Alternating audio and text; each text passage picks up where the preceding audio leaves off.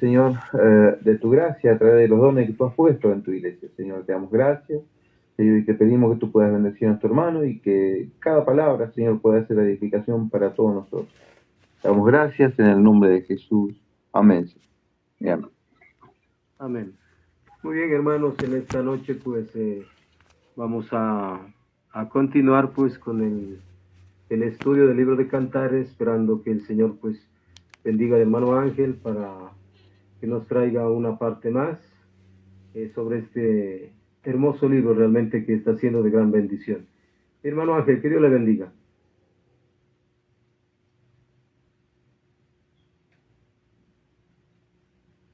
Dios le bendiga, hermano Freddy. Dios bendiga a todos los hermanos. Y bueno, podemos compartir, Dios mediante, un avance más del Cantar de los Cantares. Nos hemos quedado en el verso 8 la semana pasada. Vamos a ver si podemos tomar, por lo menos darle lectura al verso del capítulo 1, al verso 9, 10 y 11 para cambiar la escena de donde estábamos, para salir de la escena donde estábamos y venir a una nueva escena. Vamos a darle lectura, le vamos a dar lectura para tomarlo como base a el Cantares capítulo 1, verso 9, 10 y 11.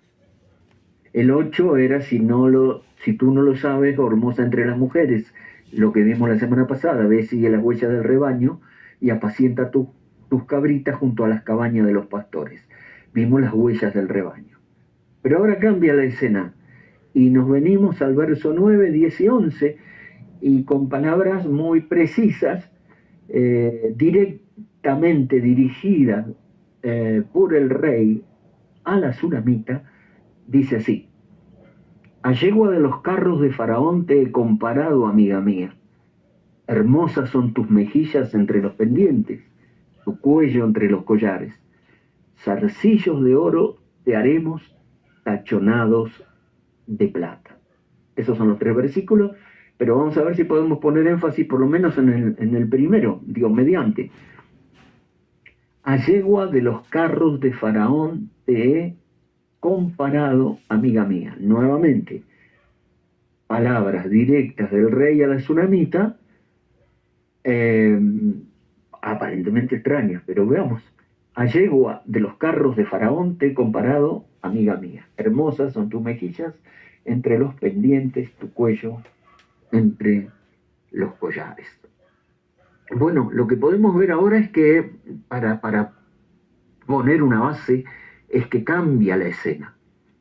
Veníamos nosotros de la escena pastoril del pasado, porque recuerden, cuando nosotros empezamos, empieza ese soliloquio de ella en el verso 1, 2, y después, pero todo esto es en el palacio, en Jerusalén, y después, bueno, el entrar en las cámaras y el atráeme y correremos al olor de tus suaves ungüentos, y tu nombre es como ungüento derramado, y luego el cotejarse con las demás damas del harén, las reinas, las doncellas, las concubinas, con el morena soy y soy morena.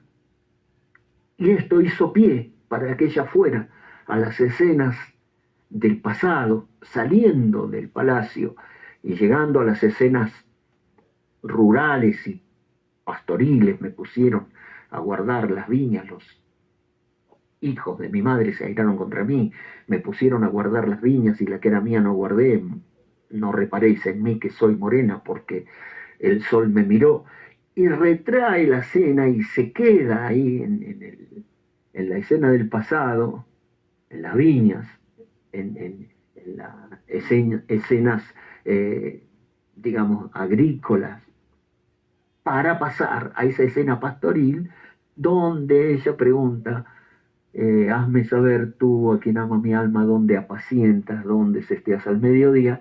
Y vimos entonces el rey pastor en esas escenas del pasado, donde aparece Salomón como pastor, pero era el rey en una gran historia.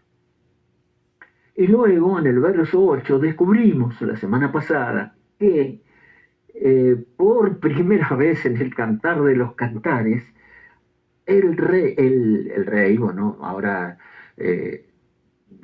mimetizado como pastor o caracterizado como pastor, le habla por primera vez a la Sulamita y le dice: si no lo sabes, oh hermosa entre las mujeres, ve, sigue las huellas del rebaño y apacienta tus cabritas junto a las cabañas de los pastores.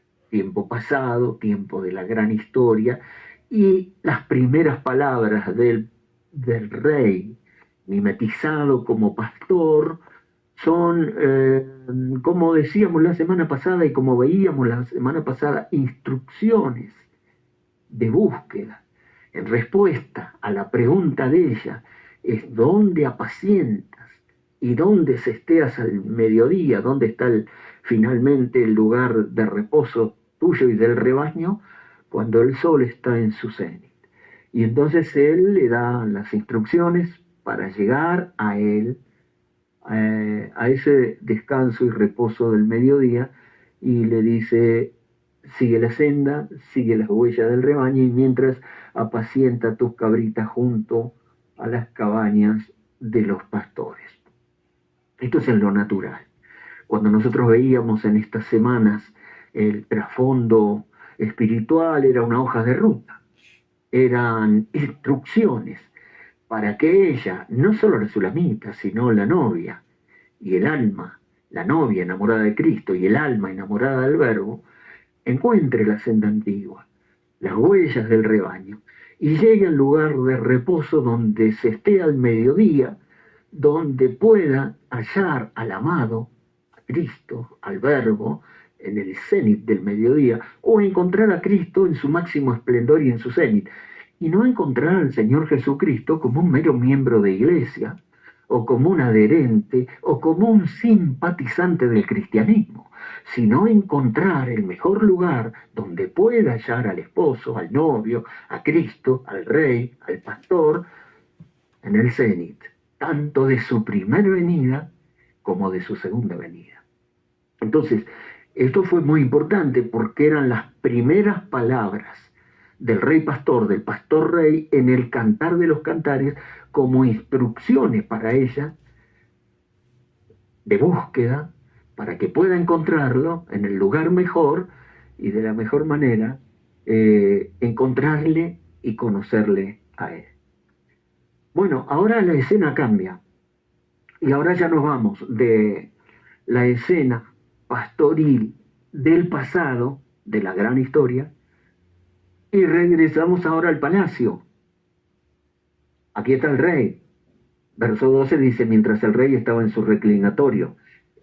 Todo esto, el verso 9, 10, 11 y 12 y demás, ya es el rey con ella en el palacio nuevamente. Y estas también, curiosamente, son las primeras palabras del rey a la Sulamita en el palacio. Ya no en el pasado, dándole instrucciones y mostrándole un plano y una hoja de ruta de búsqueda para hallarlo a él en el lugar mejor y de la mejor manera, sino ahora en el palacio, luego de ella ya haber sido transportada al palacio y estar ya en el harén y haberse cotejado con el resto del harén y haber empezado esta carrera, este sprint final, y luego de haberla metido en sus cámaras y mostrarle todo lo que le mostró y empezar esta carrera atraída por él y al olor de sus ungüentos, ahora en este estado y en este punto del verso 9 del Cantar de los Cantares, le dirige las primeras palabras, que son curiosas, y le dice: a yegua de los carros de Faraón te he comparado, amiga mía. Hermosas son tus mejillas entre los pendientes y demás, y zarcillos de oro te haremos, tachonado de plata. Bueno, ahí esto, el 10 y el 11, dejémoslo por ahora. Vamos a ver si podemos cotejarnos, o entrarles, o considerar, como corresponde, el verso 9. Y el rey, en estas primeras palabras, dice: a yegua de los carros de Faraón te he comparado, amiga mía. Bueno, Otras versiones dicen, te he comparado, oh amada, a una compañía de caballos en los carros de Faraón. Te comparo, amada mía, con una yegua entre los caballos del carro de Faraón. Te comparo, amada mía, una yegua uncida atada al carro de Faraón. La Septuaginta dice, a la caballería en carros de Faraón te ha asemejado. Bueno, distintas formas de traducirla, pero más o menos es lo mismo, como la Reina Valera 60 siempre lo hace, de una manera muy buena, muy linda. A yegua de los carros de Faraón te he comparado, amiga mía. Siendo que son las primeras palabras registradas en el Cantar de los Cantares del rey a la Sulamita en el palacio, es muy importante considerar. Fíjense que le dice, a yegua de los carros de Faraón te he comparado, y le dice, amiga mía.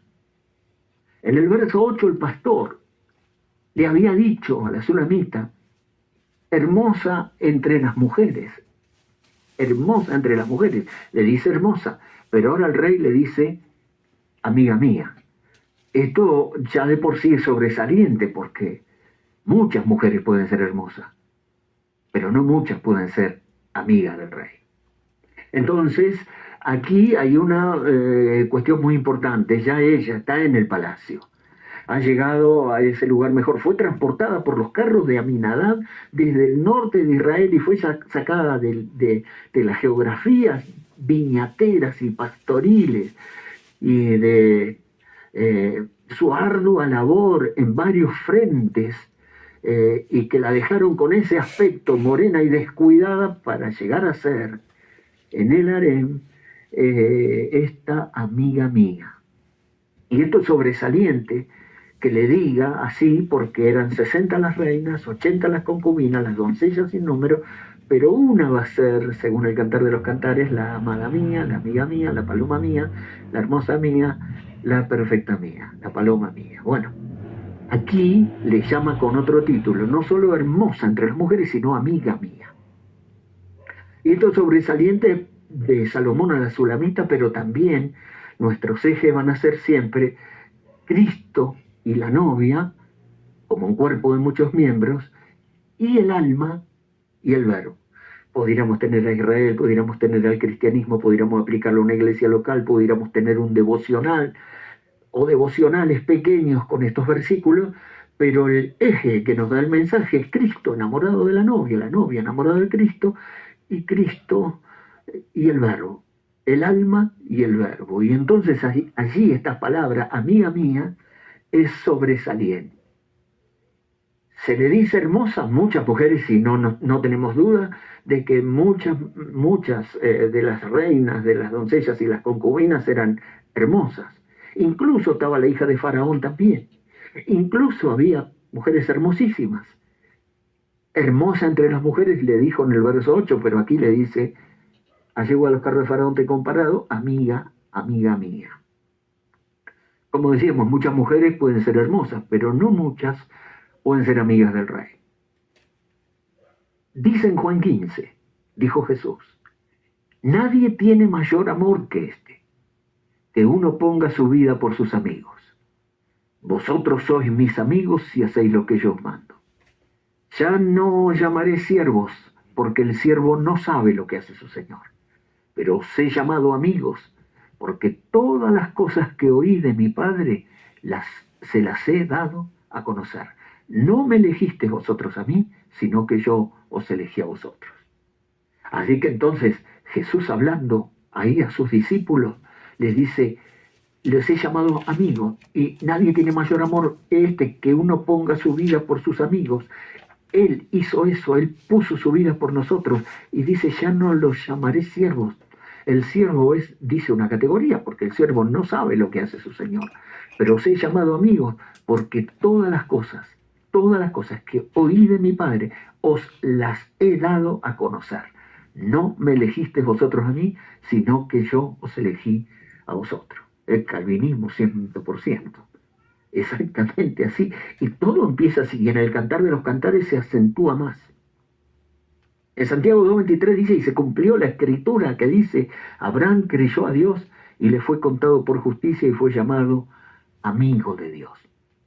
Lo que dijo Jesús. Lo que dice Santiago de que Abraham fue llamado amigo de Dios. Ahora nosotros estamos diciendo que Salomón le dice a la Sulamita, amiga mía, que Cristo le dice a la novia, amiga mía, que el verbo le dice al alma, amiga mía, al alma novia, al alma Shulamit. ¿Y qué dice el hermano Brana? Cuando estaba enfermo, pecado imperdonable, mensaje de pecado imperdonable, dice, cuando estaba enfermo, postrado y muriendo, él fue mi amigo. Esta noche, cuando me siento bien y soy feliz, él todavía es mi amigo. Cuando esté postrado allá muriendo en alguna parte y el frío en mis venas suba por mis brazos, él será mi amigo. Cuando estos frágiles hilos sobre los que camino se rompan y entre a la eternidad, él será mi amigo. Cuando pasen los siglos, después de 10.000 años, y que usted haya cantado sus cantos de jubileo, él todavía será mi amigo. Sí, Señor, cuando pasen los siglos y ya no haya luna, sol ni tierra, él todavía será mi amigo. Oh, ¿cómo deberíamos amarlo? Crea a Dios en vez de creer en el hombre. Esa es la forma de ser amigo de Dios. Qué bueno verlo por la palabra y por el mensaje. Es decir, si uno tiene dos ojitos, así como Urim y Tumim, ve lo que dice Jesús y ve lo que dice el hermano Branham y dice, crea a Dios en vez del hombre. Esa es la forma de ser amigos de Dios. Qué precioso. Ahora, para empezar en el verso 9, le dice, amiga mía. Entonces nosotros queremos ver por qué le dice, yegua de los carros de Faraón te he comparado. Pero ya para empezar le dice, amiga, amiga mía. Entonces, te he comparado, aparte dice, te he comparado. Esto es sobresaliente, comparación, te he comparado, como una semejanza. O sea, muchas comparaciones o muchas semejanzas el rey podía haber hecho. Y decirle el rey a ella, decir, después ven el Cantar de los Cantares, va a haber muchísimas comparaciones que el rey va a hacer con ella. Pero son innumerables las alegorías y las comparaciones que el rey le va a decir a ella. Pero esta es la primera. Y esta es sobresaliente. Muchas comparaciones o semejanzas podía haber hecho y decirles el rey a ella. Pero estas primeras palabras son específicamente estas. A yegua de los carros de Faraón te he comparado, amiga mía. Podía haber dicho mil cosas más. Pero para empezar, lo que a Salomón, inspirado, lo que a Cristo le importa decir a la novia, porque en realidad acá te he comparado, es lo que el rey le dice a la Sulamita, pero es lo que Jesús le dice a la novia y lo que el verbo le dice al alma. Esto es lo que le dice. A yegua de los carros de Faraón te he comparado. Bueno, mi pensamiento, Dios mediante, para esta noche serían los carros de Faraón, carros de guerra. Los carros de Faraón, carros de guerra. Pensemos, no es la primera vez en la historia que alguien compara la belleza o este símil, esta semejanza de un caballo o llegó en un carro de guerra. Para los griegos, el gran poeta Teócrito comparó la belleza de Helena de Troya con un caballo de Tesalia, un caballo tesalio, tirando de un carro de guerra. Y entonces fue muy famosa esta comparación, porque Helena de Troya era considerada por los griegos en estas sagas, ¿no?, poéticas como la mujer más hermosa. Comparaban a Helena de Troya con un caballo tesalio, un caballo griego que tira de un carro de combate. O sea que no es nada extraño en sí, en la poética antigua o la poética oriental. Sin embargo, que se compare a la Sunamita, a la novia y al alma con una yegua de los carros del faraón, requiere que nos detengamos un poco. Ahora, vamos a pensar entonces, los carros de Faraón. Si nosotros pensamos en los carros de Faraón, lo primero que se nos viene a la mente son los carros de Faraón hundidos en el Mar Rojo. Pero, por supuesto que sí. Pero, ¿por qué? ¿Qué eran los carros de Faraón? Eran carros de guerra. ¿Pero qué eran? Eran las maquinarias de guerra de la época. Es decir, nadie tenía ese tipo de armamento. Los carros de guerra. Los primeros en tenerlo fueron los faraones de Antiguo Egipto, que fueron introducidos por los hicsos, por una dinastía de reyes semitas, pastores, que fueron los primeros que introdujeron los carros de guerra. Carros tirados por caballos con ruedas que en el campo de batalla hacían estragos. Eran una caballería acorazada para la época.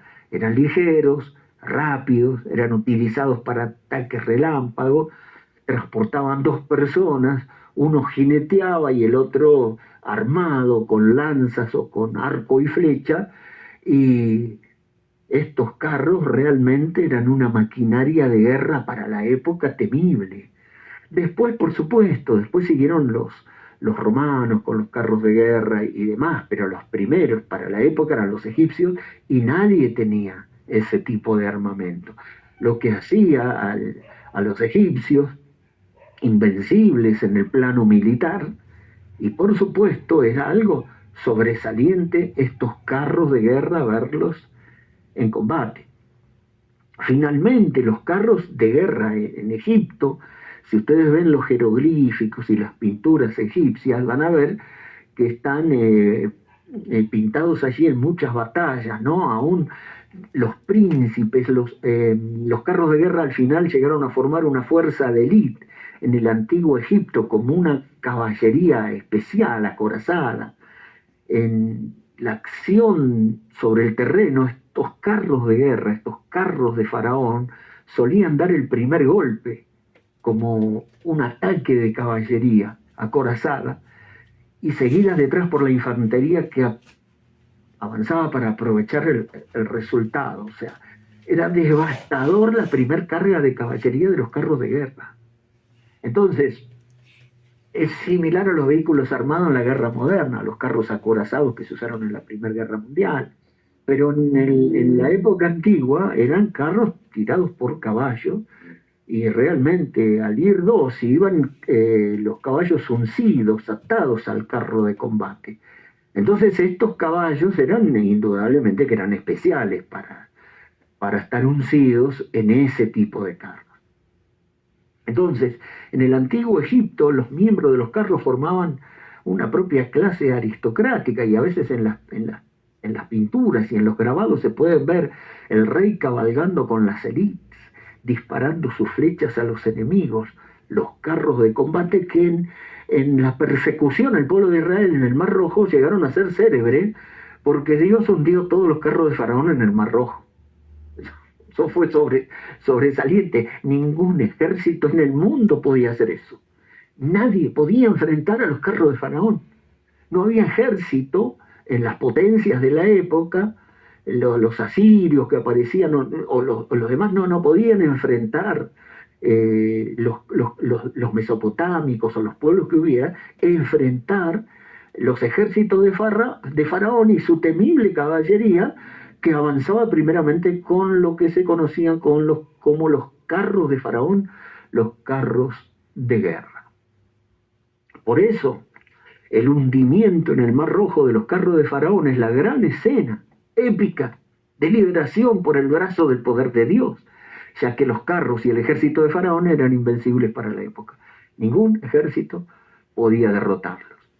Y es sobresaliente cómo lo relata la Biblia, porque en el Éxodo 14, cuando el pueblo estaba ya para irse, y cruzar hacia la tierra prometida, estaba el Mar Rojo que les impedía y venían endurecidos. Faraón se arrepiente, se endurece y viene a perseguir al pueblo, y dice Éxodo 14, siguiéndolos pues los egipcios al pueblo de Israel, con toda la caballería y carros de Faraón, su gente de a caballo y todo su ejército, los alcanzaron acampados junto al mar. Quedaron encerrados, el pueblo de Israel, entre el Mar Rojo y los carros de Faraón, su caballería, su gente de a caballo y todo su ejército, dice Éxodo. En Éxodo 14, dice que el mar se abrió y el pueblo de Israel pasó como por tierra seca. Y dice la Biblia en Éxodo 14, 23, que siguiéndolos los egipcios, entraron tras ellos hasta la mitad del mar. Ven como dice, toda la caballería de Faraón, sus carros y su gente de a caballo. Y aconteció en la vigilia de la mañana que Jehová miró el campamento de los egipcios desde la columna de fuego y la nube, y trastornó el campamento de los egipcios. Quitó las ruedas de sus carros y los trastornó gravemente. Entonces los egipcios dijeron, huyamos de delante de Israel, porque Jehová pelea por ellos contra los egipcios. Los carros de Faraón, la caballería, todo su ejército, todos sus jinetes, vieron que Dios peleaba contra ellos y desarmó los carros a la mitad del Mar Rojo abierto. Pero ¿qué pasó? El pueblo cruzó y el mar se cerró y quedaron allí el jinete, el caballo y los carros de Faraón, carros de guerra.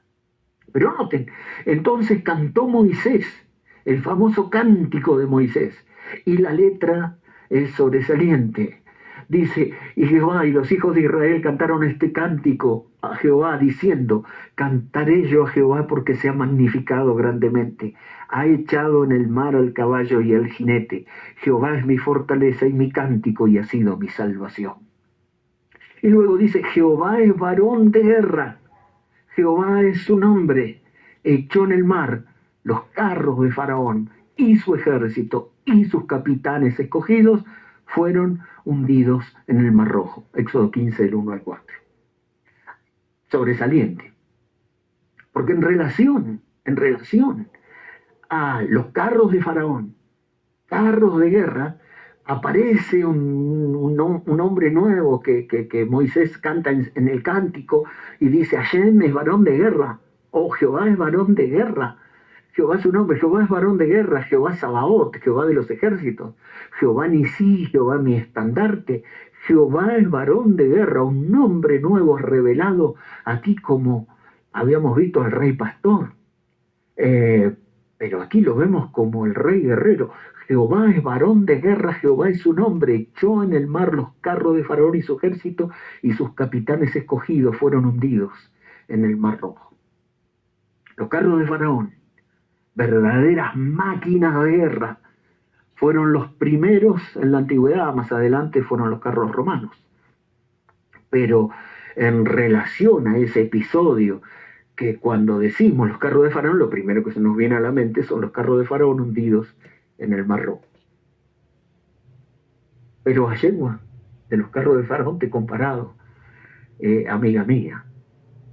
Obviamente que en esas máquinas de guerra no iban a poner cualquier caballo, no iban a poner un caballo de tiro que es más bien un caballo de paseo, no iban a poner un caballo de polo, o no iban a poner un caballo de equitación muy elegante, sino que eran caballos para ser uncidos en estas máquinas temibles de guerra.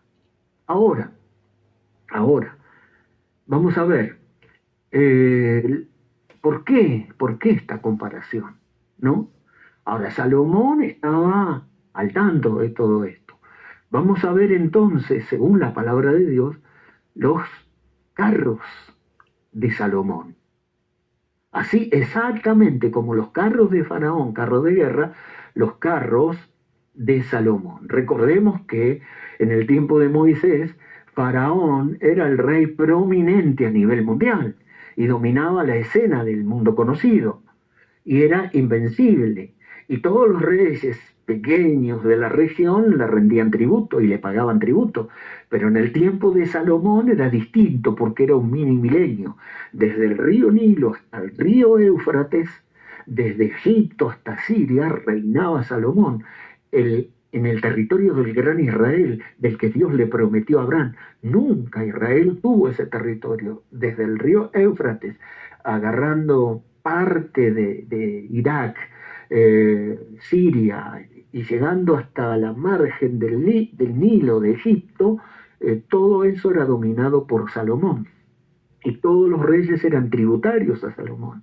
Y el reino de Salomón era esplendoroso, en prosperidad, en gloria, en paz, pero también tenía el mayor poderío militar de la época.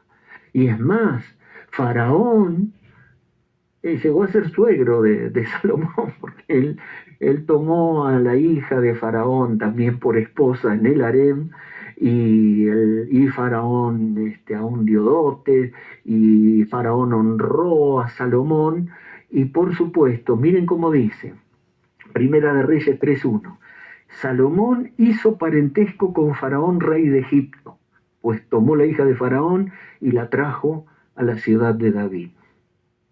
Primera de Reyes 4:6, además de esto, Salomón tenía 40.000 caballos en sus caballerizas para sus carros y 12.000 jinetes. Estos son los carros de Salomón, no los de Faraón.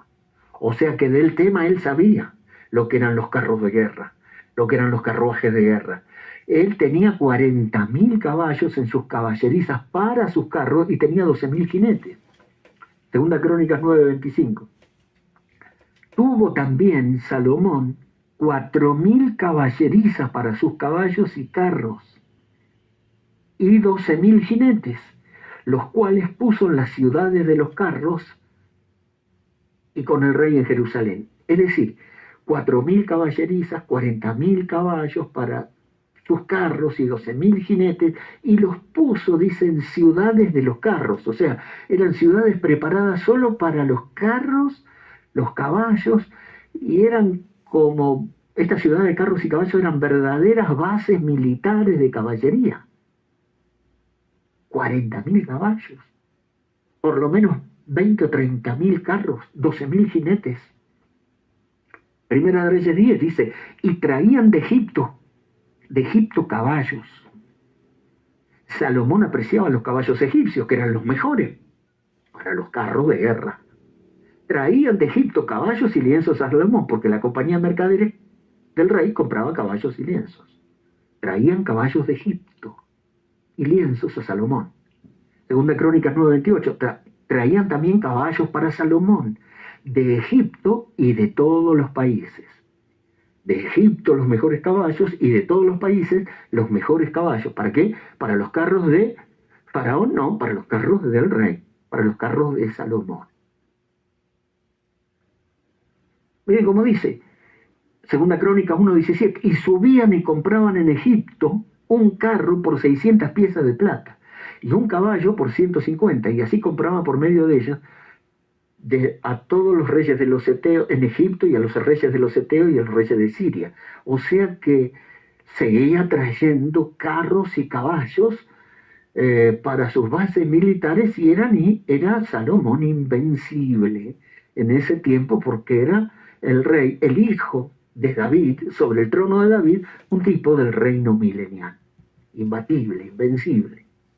Entonces, cuando Salomón tiene en mente y la inspiración le hace decir el primer elogio, la primera cosa que él destaca y que es importante para el rey que ella tenga o que ella sea, a yegua de los carros de Faraón te he comparado, amiga mía. Bueno, sobresaliente. Salomón era experto en carros y caballos de guerra, sobre todo en carros egipcios, que era el arsenal de Faraón.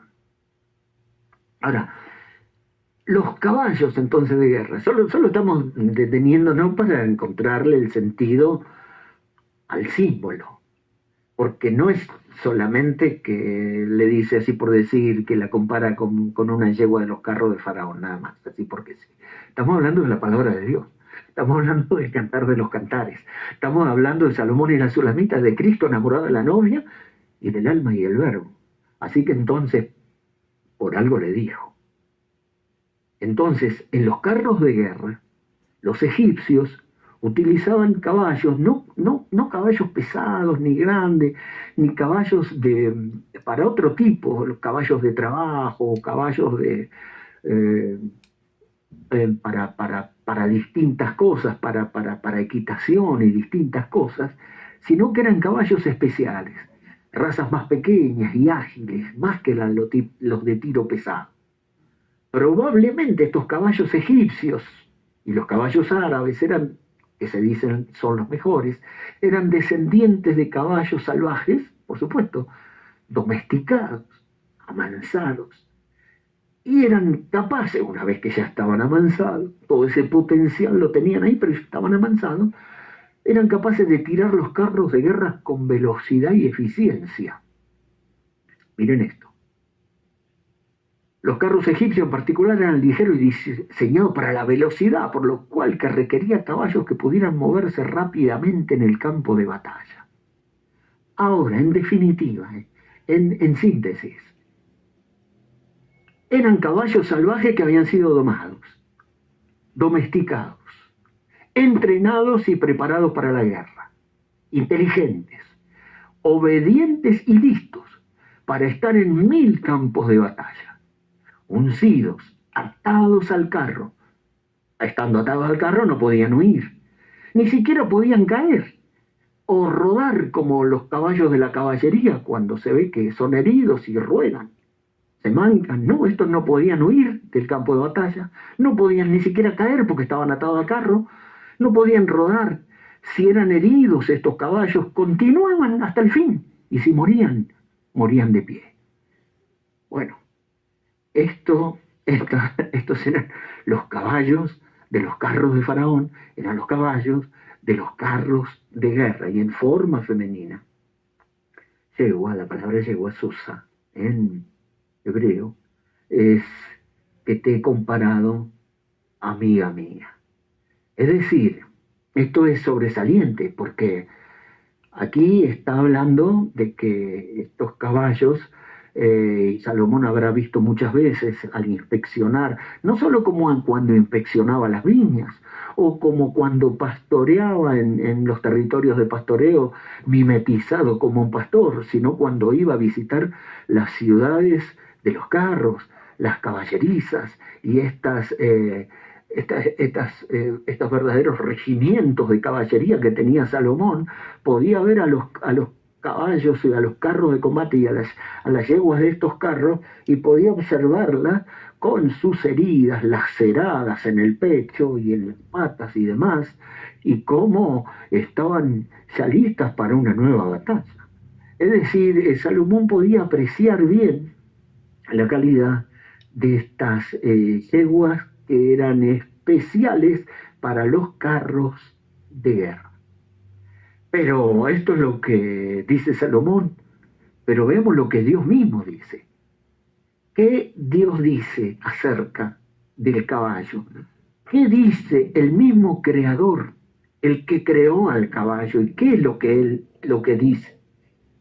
Dios mismo describe al caballo como creador, dándole al caballo ciertas características como creador, y él destaca estas características.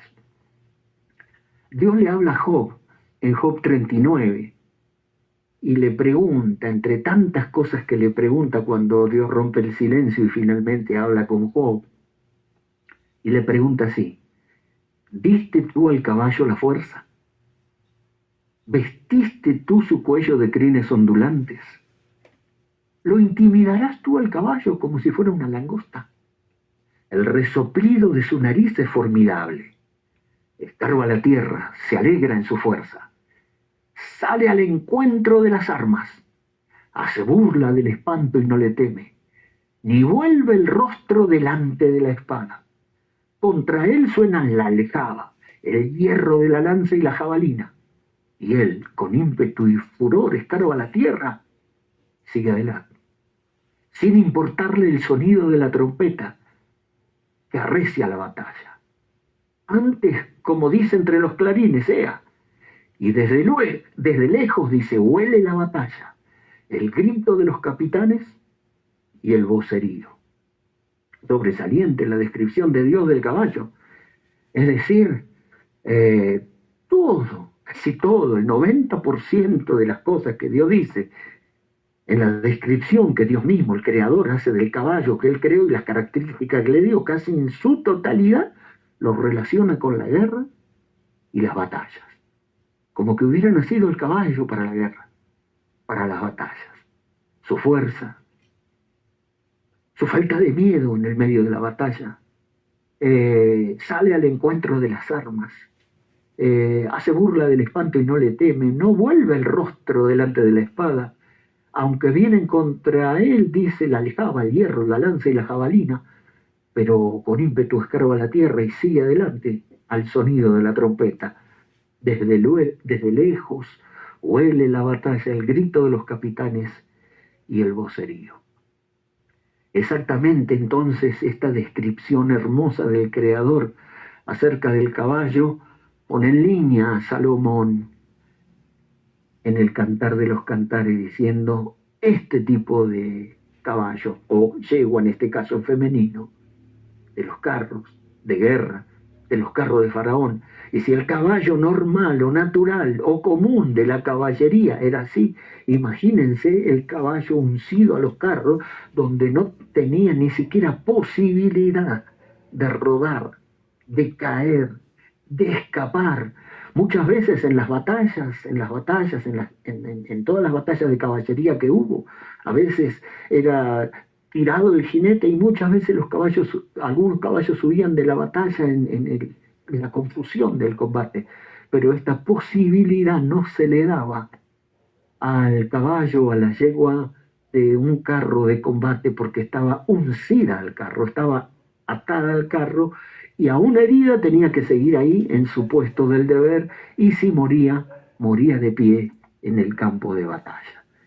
Bueno, este cuadro que está haciendo Salomón, diciendo en esto nada más que dice, yegua de los carros de Faraón, y a la luz de la palabra, y a la luz de todo lo demás que hay, nos está dando las pistas de lo que Cristo le está diciendo a su novia y de lo que Cristo le está diciendo al alma en el palacio, en este tramo final que va desde hoy hasta el rapto / boda del Cordero, en este sprint final que queda, el primer elogio que le pudiera hacer, o la primer característica. Si llegaste hasta aquí, a pesar de tus hermanos en la viña, a pesar de las cabañas de los pastores, a pesar de las otras doncellas que son como espinos, a pesar de todas las que pasaste, estás aquí, bueno, a yegua de los carros de Faraón te he comparado, amiga mía, hasta aquí has llegado, has peleado 1000 batallas para llegar hasta este punto del sprint final. Así que ahora, sin ninguna duda, eres hermosa, pero más que hermosa, esta es la comparación primera que le interesa destacar al rey. En la antigüedad se utilizaron diversas razas de caballos para la guerra, adaptadas todas, ¿no? Eran los caballos árabes y demás, pero todos coinciden en que eran, sí, caballos salvajes, de los mejores, pero luego domesticados o amansados, adiestrados, entrenados, para que finalmente sea una raza de caballos de guerra. Y entonces se dice que las yeguas tenían preferencia a los caballos, esto sobre todo los árabes. Entre un caballo y una yegua prefieren una yegua, porque dicen que se usaban tanto para montar como para los carros en Oriente, porque eran mucho más rápidos, soportaban más la dificultad y pasaban más tiempo sin comer y sin beber que el caballo semental castrado. Es decir, entonces este símil es apropiado para los labios o la pluma de Salomón, que fue el que trajo los primeros caballos y carros de Egipto a Israel, para formar su propio ejército, su propia caballería, que para el tiempo de su reino llegó a ser semejante a la de Faraón, pero aún la superaba en número, porque el reino de Salomón fue superior a los reinos de los distintos faraones, sin ninguna duda. El reino de Salomón fue el más esplendoroso porque fue como un mini milenio. Entonces, cuando llegamos a los comentarios cristianos, de los comentarios más prominentes cristianos, hay diferencias de los diversos comentarios exegéticos y devocionales. Para algunos, yegua de los carros de Faraón describe belleza, elegancia, ornamentación, porque si uno ve los grabados egipcios, ve que los caballos de los carros eran enjollados o con mucho ornato, que generalmente para los desfiles los ornamentaban. Entonces muchos comentaristas dicen que yegua de los carros de Faraón describe belleza, elegancia, ornamentación, ¿no? Pero para otros la reacción también hay como una contradicción aparente entre los carros de Faraón y Egipto. Entonces para muchos la yegua de los carros de Faraón es que está atada a los carros de Faraón en Egipto, el diablo y el mundo, al cual el rey los liberó.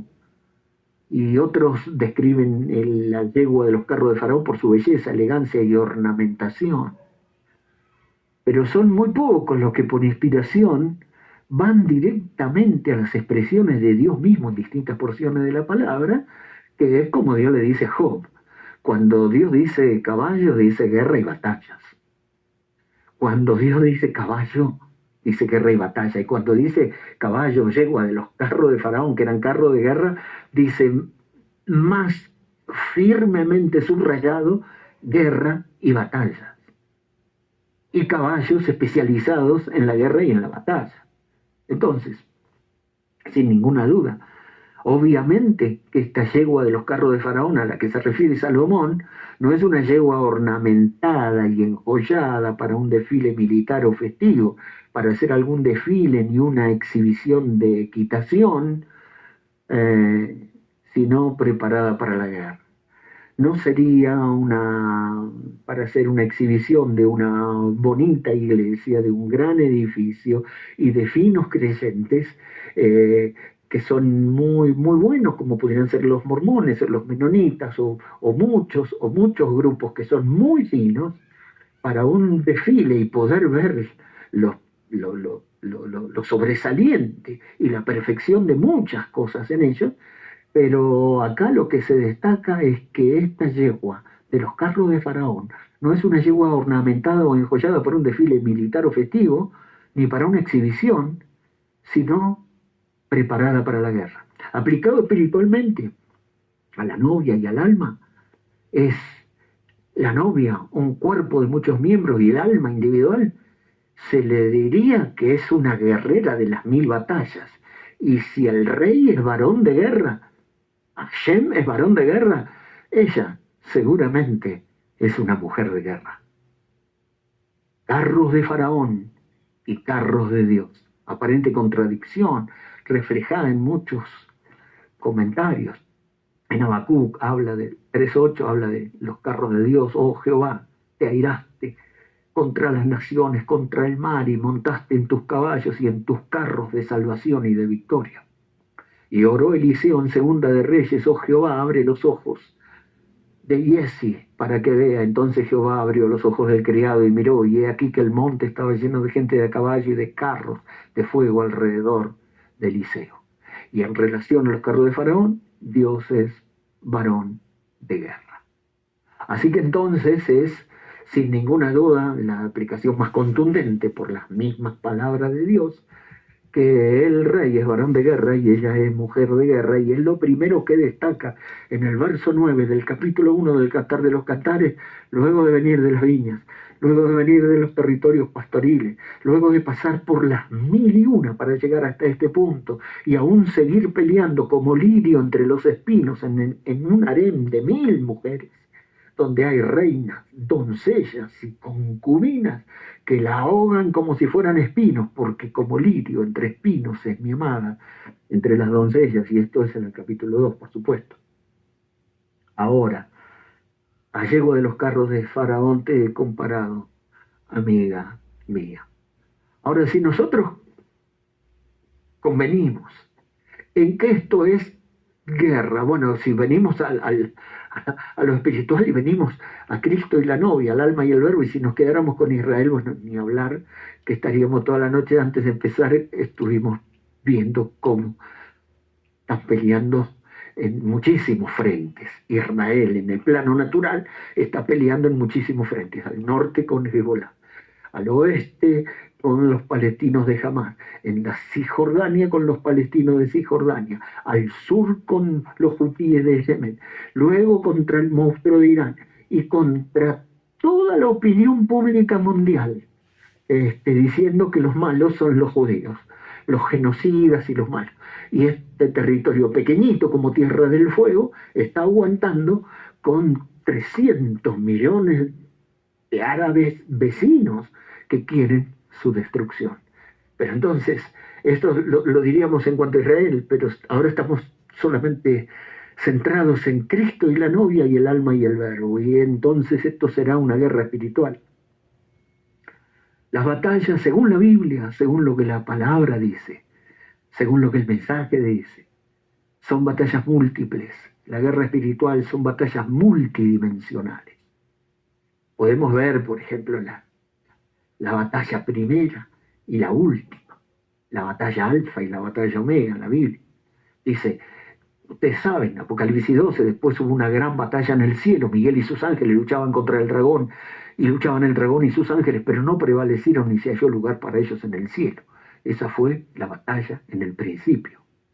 Y la batalla en el final, Apocalipsis 19:19, dice, y vi la bestia, y a los reyes de la tierra, y a sus ejércitos, reunidos para guerrear contra el que montaba el caballo y contra su ejército, contra el rey guerrero de Apocalipsis 19, que sale de su boca una espada, y que en su muslo tiene un nombre escrito, y que se llama el Verbo de Dios. Es el Rey en su segunda venida, es el Rey Jesús, el Rey guerrero en Apocalipsis 19, pero vi la bestia y a los reyes de la tierra y a sus ejércitos reunidos para guerrear contra el que montaba el caballo y contra su ejército. Y su ejército le seguía también en caballos blancos. La guerra primera y la batalla primera y la batalla última. Pero en el medio, entre la primera y la última, hay miles de batallas en una guerra multidimensional y múltiple. Mensaje del hermano Branham, la contienda, la batalla, el conflicto entre Dios y Satanás, la más grande batalla que jamás ha sido peleada, las puertas del enemigo por 3, el Edén de Satanás, campo enemigo, el cuarto sello, poder político, poder religioso, poder demoníaco, todo en 1000 combates por donde la mire. ¿Qué dice la Biblia? Batalla, guerra espiritual, sí. ¿Contra qué? Contra la carne, contra el mundo, contra el diablo, Efesios 6, contra principados, potestades, gobernadores de las tinieblas, huestes espirituales de maldad. ¿Contra qué más? Contra las 2 bestias de Apocalipsis 13, contra la imagen de la bestia, contra la gran ramera, contra los 4 caballos, el anticristo en todas sus fases, el espíritu anticristo en todas sus fases, contra los 200 millones de demonios, las langostas, las ranas, las aves inmundas y aborrecibles. Guerra espiritual, o sea, una yegua enjollada y ornamentada como para dar un paseo en una exhibición. No, la yegua de los carros de Faraón te he comparado a una máquina de guerra, que tiene que pelear multidimensionalmente, no en 5 o 6 frentes como Israel, sino en 1000 frentes: la carne, el mundo, el diablo, principados, potestades, gobernadores de las tinieblas, huestes espirituales de maldad, y todo lo que se le ocurra. 2 bestias, imagen de la bestia, la gran ramera, los 4 caballos, el espíritu anticristo por doquier, en todas sus fases, los 200 millones de demonios, las langostas, las ranas, las aves inmundas y aborrecibles, el reino religioso. Apocalipsis 9 dice, y el aspecto de las langostas.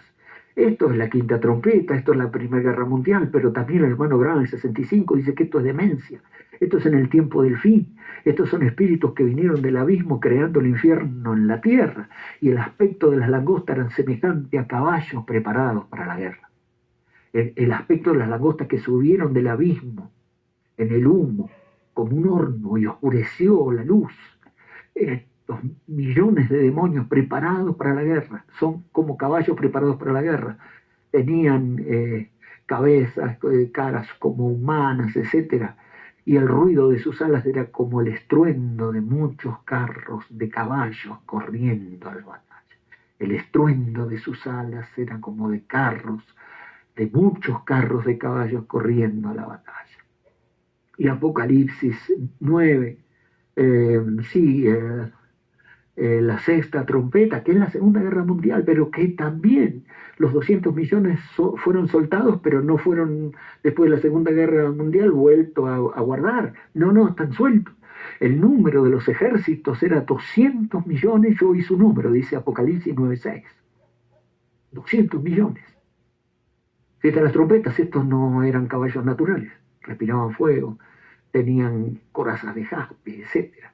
Eran caballos espirituales, diablos espirituales, caballos de guerra. 200 millones de diablos de persecución, diablos sobrenaturales. ¿Sí? El espíritu romano, Hitler, Stalin, Mussolini, el espíritu romano, pero desatado ahora en persecución. Observen a Israel natural y a la iglesia espiritual. Contra los judíos en lo natural, contra la iglesia en lo espiritual. Mientras los separamos aquí, fíjense, 200 millones de demonios desatados contra aquellos judíos, los quemaron, los crucificaron, los metieron burbujas en sus venas, los mataron hasta que no tuvieron más gas con qué matarlos, los fusilaron, no tenían balas con qué dispararle, hicieron todo lo que pudieron, incineraron sus cuerpos, los colgaron en la cerca, niños, todos. Fíjense, nos damos cuenta de que eran esos 200 millones de demonios en lo natural para una nación natural, Israel. Pero ahora en el reino eclesiástico, desató ese espíritu contra la iglesia, contra las denominaciones, no, contra la novia. 200 millones de demonios. Entonces allí de los carros de Faraón te compararon por tu belleza, por tus adornos, por tu elegancia, por tu fineza, para una exhibición, para una justa deportiva como el polo o la equitación. No, como una máquina de guerra, dispuesta a pelear las 1000 batallas, y atada al carro, no de Faraón, sino al carro de Salomón, al carro del rey guerrero. Y si aún tiene que caer en la batalla, caerá de pie. Y aún con las heridas abiertas en su pecho y en sus patas, aún sigue atada al carro de Salomón, a los carros de guerra. Sin ninguna duda. Pero, podemos decir esto, según la palabra. A pesar de ser una guerra multidimensional de muchos frentes y con un abanico enorme de fuerzas enemigas, la batalla más grande, la más importante, la batalla que jamás ha sido peleada, y no hay batalla más grande que esta, dice el hermano Branham, la batalla más grande que todas las batallas, es esta, es interior. El campo de batalla es interior. Es en la mente, pero no es por la mente. Es en la mente el campo de batalla, pero es por el alma. Es absolutamente interior, es la más grande batalla. Más grande batalla jamás peleada. El hermano Branham dice, esta primera batalla fue peleada, comenzó en el cielo, ¿sí? Cuando Miguel y sus ángeles pelearon contra Lucifer y sus ángeles. Allí comenzó la primera batalla en el cielo. Luego fue lanzada del cielo y echada a la tierra. Y cayó sobre los seres humanos. Entonces la batalla entre ángeles llegó a ser una batalla humana. Y cuando esta batalla comenzó en la tierra, tenía que haber un lugar mutuo de enfrentamiento, un campo de batalla. Había que escoger un lugar para la batalla. Y ese campo de batalla comenzó en la mente humana, ahí donde comienza la batalla. La mente humana fue escogida como un lugar para la batalla. Ahora, pues, el campo de batalla donde uno tiene que enfrentar a su enemigo está en su mente. Es decir, no es una batalla mental o intelectual. Arranca en la mente, pero ahí, según el cuadro que nosotros tenemos, ahí de la más grande batalla jamás peleada, tenemos la mente, que es la matriz del espíritu, tenemos cuerpo, tenemos espíritu y tenemos alma. Pero ahí la clave de la batalla está en el interior, está en el alma. El arsenal. Los carros no de Faraón, los carros de Salomón, los carros del rey guerrero están en el alma. Esa es la única clave, es la única posibilidad, por su espíritu, por su palabra, por fe, la simiente de Dios, la predestinación, la fe en el alma, su Espíritu Santo, habiéndonos hecho renacer y creciendo virtud tras virtud desde el alma. Allí la palabra de Dios morando en nosotros. Es la única posibilidad que tenemos, es el alma. No hay manera de vencer ni siquiera en el espíritu, porque en el espíritu hay razonamiento, hay afecto, hay memoria, hay conciencia, hay un montón de cosas y menos en lo natural. Entonces, la yegua de los carros de Faraón, guerrera, almática, es la única que puede dar estas batallas. No hay manera de prevalecer porque la batalla es multidimensional y sería imposible ganar. Dios escondido en nuestra alma, el varón de guerra, Hashem, Jehová Nisí, Jehová Sabaoth, el rey guerrero, en nuestro interior, en nuestra alma, es el único que puede darnos la victoria. Si no, Satanás nos aplasta, sin ninguna duda. Entonces, por supuesto, te he comparado, y como dicen los comentaristas, los que por inspiración le siguieron al rastro. El rastro a la palabra, a la inspiración, a lo que quiere decir Salomón, a la Sulamita, lo que quiere decirle Cristo a la novia, lo que quiere decirle el verbo al alma. Miren cómo dice, a ver, vamos a ver alguno.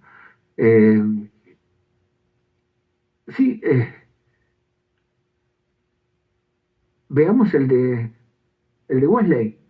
Te he comparado a amada mía, una compañía de carros como los carros de Faraón, comparado contigo por fuerza y por coraje, para vencer a todos tus enemigos, porque los caballos son famosos por esa propiedad, fuerza y coraje para la batalla.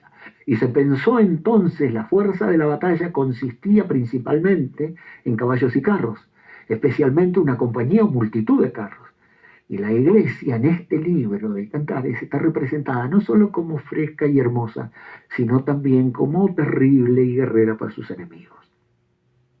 Muy bueno lo de Wesley, cortito, pero muy bueno. Y también, Orígenes, como siempre, va a encontrar el hilo.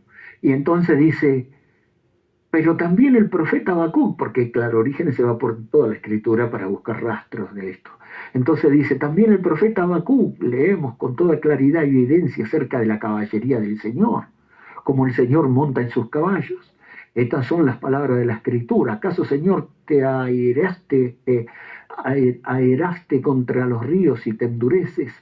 ¿O lanzas tu ímpetu contra el mar? Porque montas en tus caballos y tu caballería es la salvación. Bueno, hay pues los caballos del Señor que monta él mismo, dice Orígenes, y su caballería.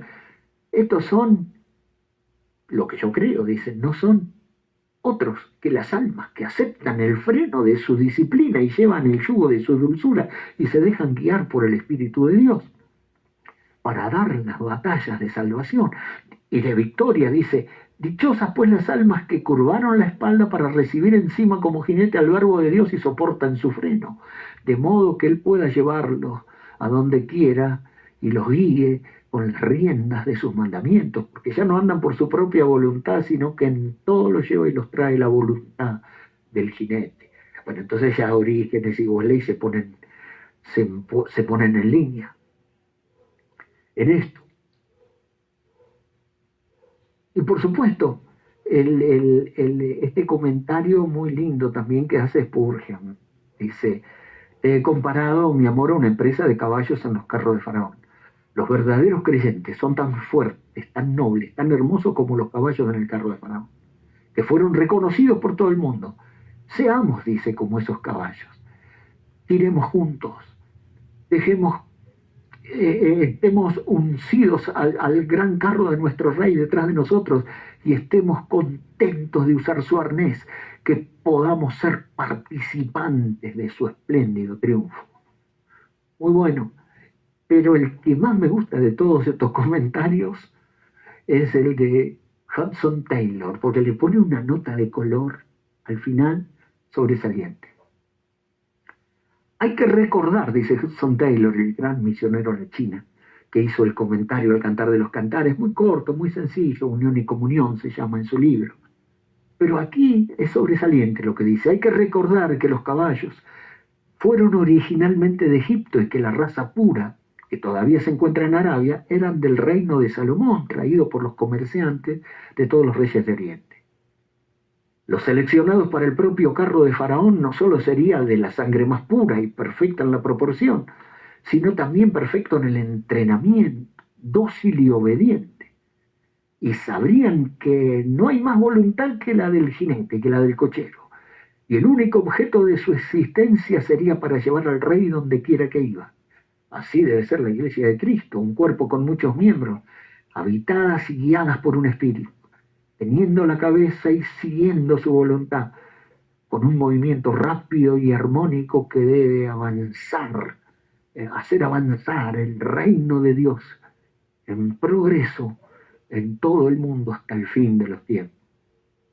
Pero Taylor cuenta seguidamente una historia en contraste a esto. Y dice que en una ocasión él vio como en cierta ocasión, por necesidad, ¿no?, tuvieron que colocar 4 caballos semisalvajes para tirar de un carruaje, que no estaban entrenados para ser caballos de carruaje, pero por necesidad tuvieron que ponerlos, eran caballos semisalvajes, ¿no?, y para tirar de un carruaje. Dice que el viaje fue una pesadilla. No volcaron milagrosamente y llegaron a destino destrozados. La reflexión es que así es la Iglesia en muchas ocasiones, muy lejos de ser comparable a las yeguas de los carros de Faraón.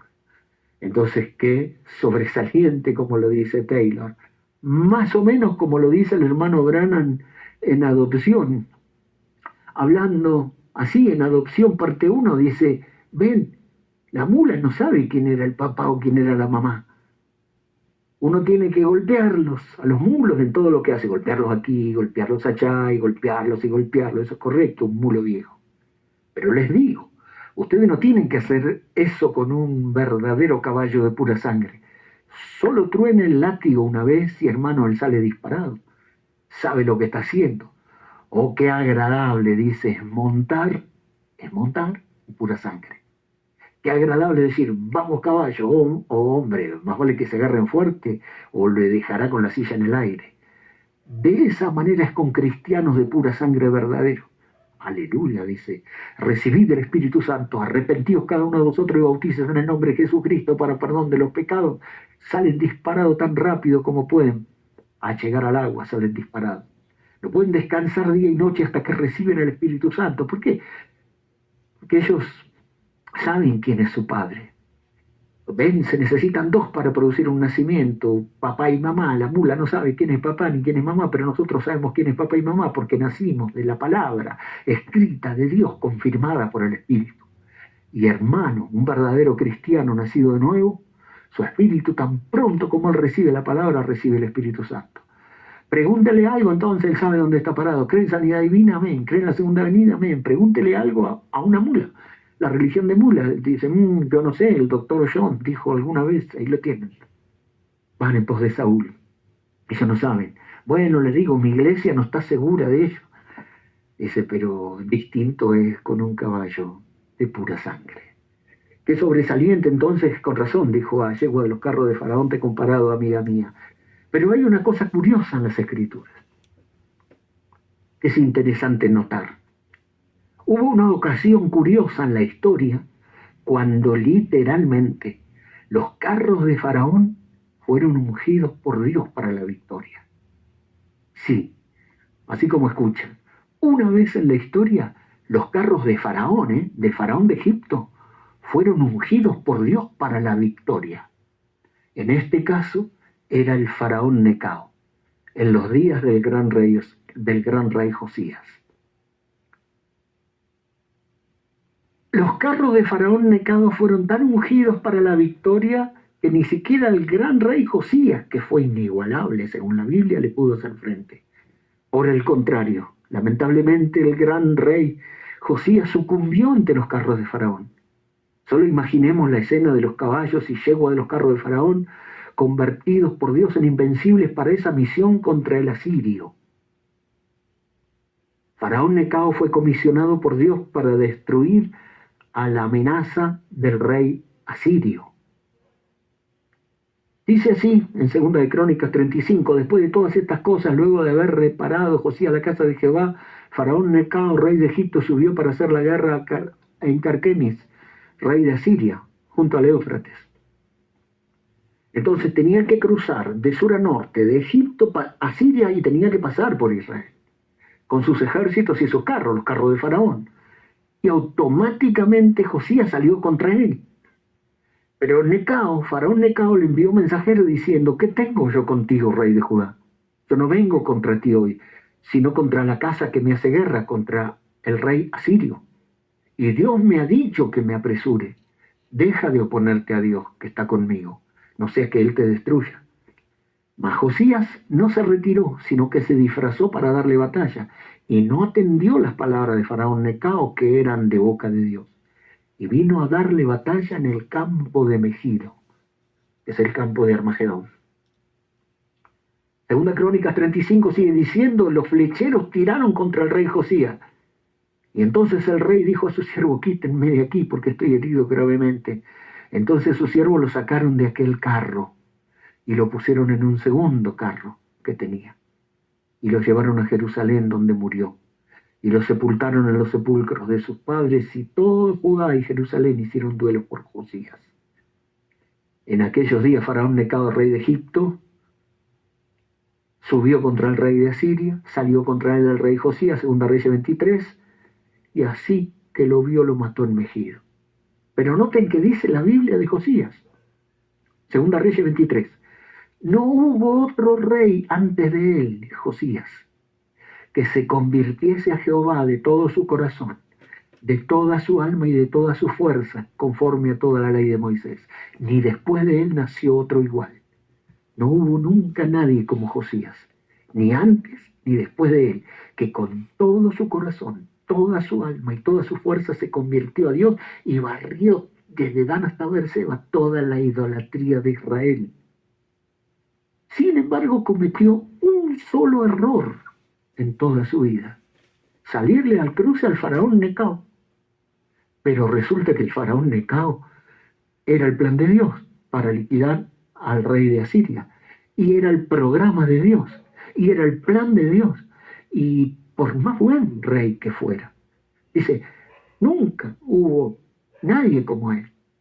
Y después que murió, dice Jeremías, el profeta Jeremías, endechó y cantó en la memoria de Josías. Y todos los cantores y cantoras recitan estas lamentaciones sobre Josías hasta el día de hoy, las cuales están escritas en el libro de los lamentos. Entonces, ¿qué pasó? No importa entonces cuán buenos, honestos, sinceros puedan ser los verdaderos siervos de Dios como Josías, y aún con el mejor de los deseos para servir en la obra de Dios, si no se tiene cuidado y certeza antes de salir al cruce y emprender una batalla contra algo o contra alguien, que aunque no parezca, puede ser estar enviado con una comisión de parte de Dios. Era el caso de Faraón Necao. Esto fue un desastre total para Josías. No hubo atenuantes, ni siquiera tantos años de excelente y glorioso servicio a Dios. Se opuso al plan de Dios y no escuchó las advertencias. Conclusión: la obra y el plan es de Dios y no nuestro. Entonces, ¿cuántos faraones Necao no salimos al cruce sin ni siquiera pensarlo 2 veces antes de salir? Entonces, el plan de Dios es muy vasto, y Él desde arriba, como en un dron, Él mira todo el cuadro, la mesa de arena. Entonces Él manda a Faraón Necao contra el rey de Asiria y manda aquí para allá. Y entonces Josías estaba haciendo un gran trabajo dentro de Israel y él tenía que seguir haciendo eso, y fue el mejor rey, y la Biblia registra como que fue el que antes de él no hubo otro como él y que después de él nunca nació otro igual. Sin embargo, eso aún así todo no le daba derecho a interferir en la obra y en el plan de Dios, porque la obra y el plan es de Dios y no nuestro. Somos colaboradores de Dios, pero no es nuestra la obra y no es nuestro el plan. Entonces, sí queda como antecedente que hubo una vez que Dios ungió los carros de Faraón y las yeguas de los carros de Faraón para la victoria, y nada se le pudo oponer, ni siquiera el grandioso rey Josías. ¿Y qué podemos decir entonces? A yegua de los carros de Faraón he comparado. ¿Por qué?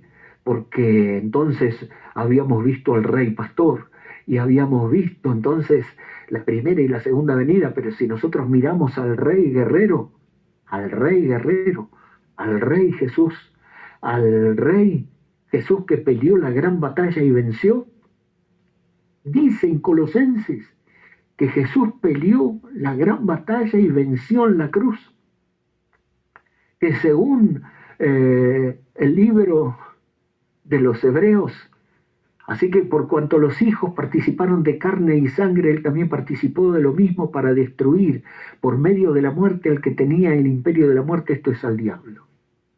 Es decir, que con su muerte Jesús destruyó al que tenía el imperio de la muerte, esto es al diablo.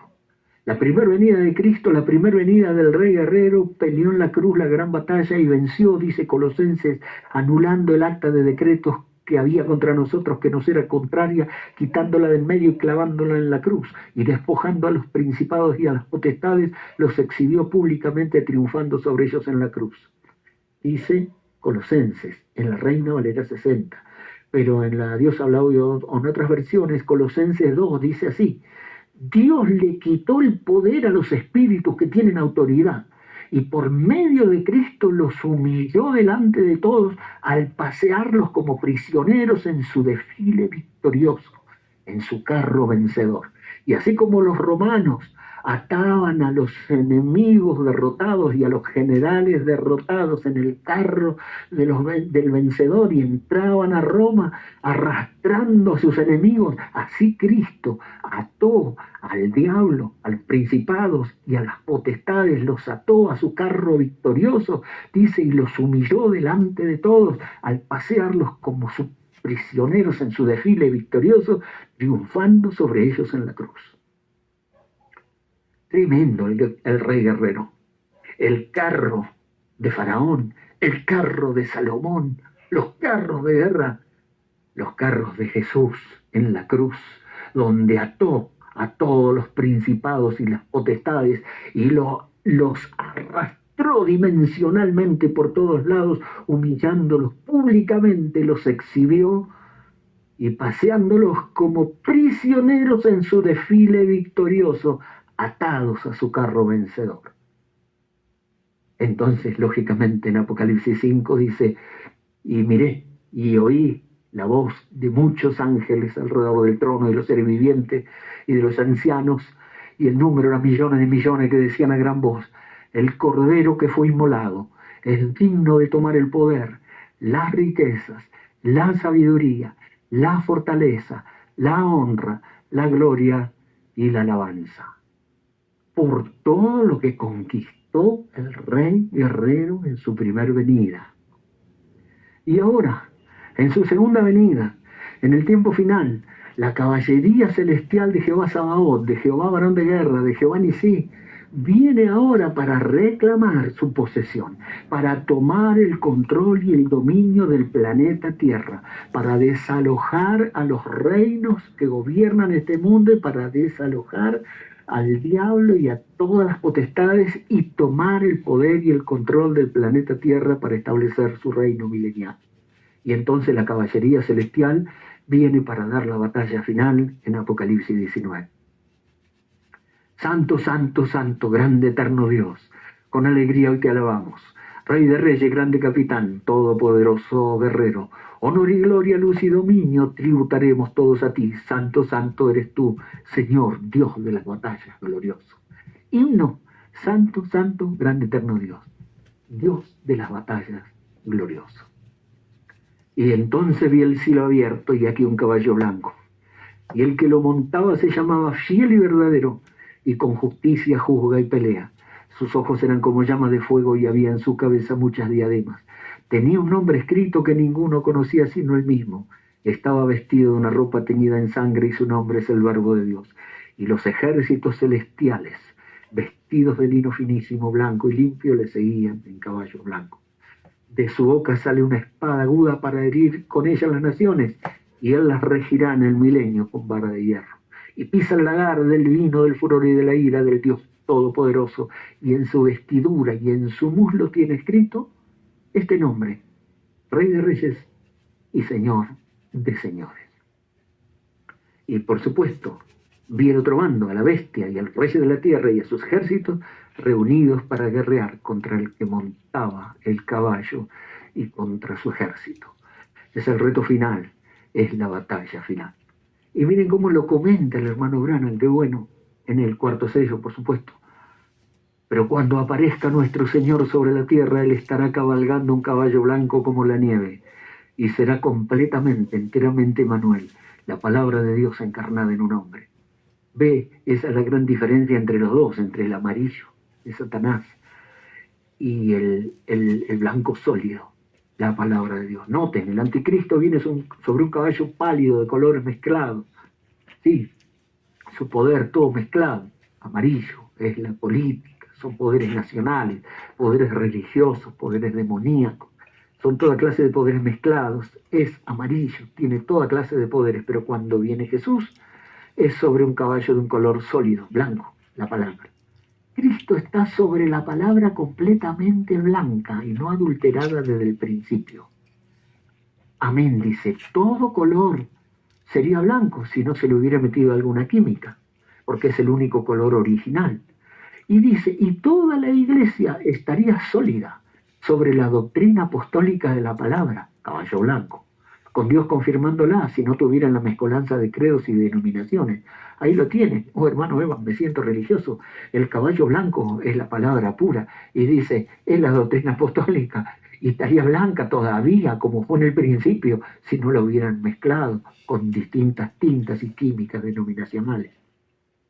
Luego, dice, si Él es el caballo blanco y Él es el Verbo, al mezclar cualquier cosa con esa, cualquier tipo de credo, al añadirle una palabra o quitarle una palabra, es pervertir la cosa entera. ¿O qué cosa? Señor, manténme con la palabra. Entonces, para terminar, allego de los carros de Faraón te he comparado, amiga mía, guerra, batalla multidimensional.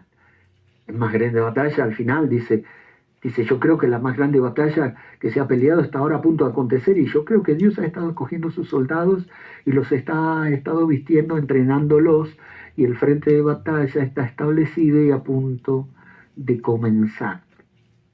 Y se nos dice del guerrero efesiano de Efesios 6, por lo demás, hermanos míos, fortaleceos en el Señor y en el poder de su fuerza, vestidos de toda la armadura de Dios, para que puedan estar firmes contra las asechanzas del diablo, porque no tenemos lucha contra sangre y carne, los humanos, sino contra principados, potestades, gobernadores de las tinieblas de este siglo, huestes espirituales de maldad en regiones celestes. Por tanto, tomad toda la armadura de Dios. Y este es el guerrero efesiano, para que podáis resistir en el día malo. Estad pues firmes, ceñidos vuestros lomos con la verdad y vestidos con la coraza de la justicia, calzados los pies con el apresto del evangelio de la paz.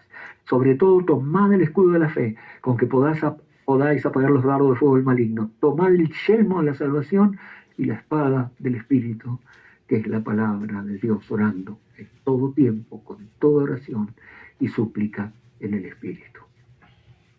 El soldado efesiano, para terminar, el soldado de César. Una vez, dice el hermano Branham, cuando César, después de una gran batalla, dijo, quiero a mi guerrero más destacado, la yegua de los carros de Faraón, el guerrero más destacado, que venga a mi lado. En esa gran celebración de triunfo sobre nuestro enemigo, y todos los oficiales prepararon sus plumajes, ilustraron sus escudos y desfilaron, ustedes saben, de esa manera, así como verdaderos soldados. Pero después de un rato un hombrecito pasó caminando herido. Oh, él dice, apenas dio una mirada hacia arriba y continuó. Y César dijo, un momento, Tú ni siquiera estás vestido como un oficial. Le dijo, ven acá, ¿dónde obtuviste esas cicatrices? Y él le respondió, allá en el campo de batalla. Y él le dijo, sube acá, al carro de César. Tú eres el hombre que yo quiero que esté a mi lado. ¿Por qué? Él demostró que había estado en la batalla. Oh Dios, dice el hermano Branham, ten misericordia del hombre que se corte la mano con una lata de sardina y que luego sea condecorado. Yo quiero tener cicatrices de batalla, como dijo Pablo, llevo en mi cuerpo las marcas de Jesucristo. Por eso yo quiero batallar en el campo de batalla. Y algún día, cuando nuestro supremo capitán venga, el cual nos armó, que nos dio la armadura de Dios, el Espíritu Santo, y nos dio su palabra con la cual combatir, cuando nuestro capitán supremo venga cabalgando, yo quiero subir a ese carro y continuar a casa con él, al carro de Dios. Entonces, luego tomaré a mi esposa del brazo y mirando veré a mis hermanos y a sus esposas y a sus hijos cuando comencemos a caminar por aquellos países, paraísos de Dios, y los ángeles llenando todo el ambiente con himnos de esa manera. ¡Qué tremenda celebración! Cuando la batalla haya terminado, nosotros habremos de lucir la corona. Hermano, vos soldado de la cruz, esta mañana saquen el brazo de fe y echen manos de ese arma. Cuando la batalla termine, un día predicaremos el último sermón, cerraremos la Biblia por última vez, cantaremos la última alabanza, oraremos la última oración, y cuando así sea, la última batalla terminará algún día para mí. La batalla terminará algún día para ustedes, pero no se preocupen, entonces nos encontraremos con Melquisedec, el gran sumo sacerdote de Dios nuestro Señor Jesucristo, que nos servirá la comunión después de la batalla, como fue con Abraham, y nos sentaremos después que la batalla termine. Yo iré. Sí, yegua de los carros de Faraón te he comparado, amiga mía. Es muy importante para el rey que ella tenga esas características que Dios le dio al caballo natural, pero que también le dio a su pueblo en lo espiritual. Así le dijo Salomón a la Sulamita, así le dice Cristo a su novia, y así le dice el Verbo al alma. A yegua de los carros de Faraón te he comparado, amiga mía. Dios le bendiga en esta noche. Dios bendiga, hermano Frey.